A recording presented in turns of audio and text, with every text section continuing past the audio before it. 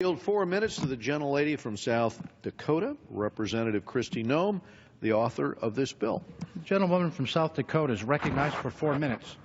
Thank you, Mr. Speaker. And I personally want to thank the chairman for doing this important bill and Representative Schakowsky for being willing to go after and pursue policies such as this and get them signed into statute. That's the only way we can really be ensured that they'll continue into the future. And I rise in support of H.R. 5332, the Women, Peace and Security Act. I introduced this bill with Representative Schakowsky to increase and strengthen women in peace negotiations and conflict prevention globally. The threats to our national security are troubling, and groups like ISIL are determined to destroy us and our system of values. Russia and China are using economic and military forces to expand their global influence. The Middle East instability is raising questions about how the conflict will impact our global economy and America's national security. With so much occurring, peace negotiations are ongoing.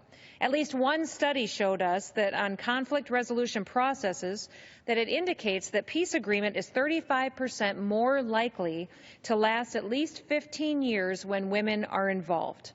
Women can often encourage healthy choices within the home, advocate for their children's education and welfare.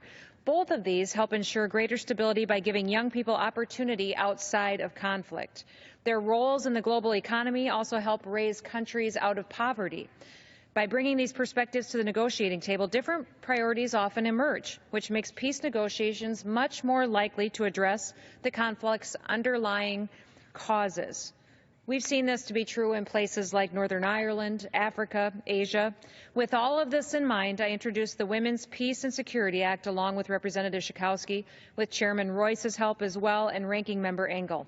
The bipartisan legislation ensures that women have a seat at the table when peace negotiations are ongoing. It makes sure that there's meaningful congressional oversight. This bill builds on existing U.S. initiatives while requiring a focused and long-term strategy with greater congressional oversight.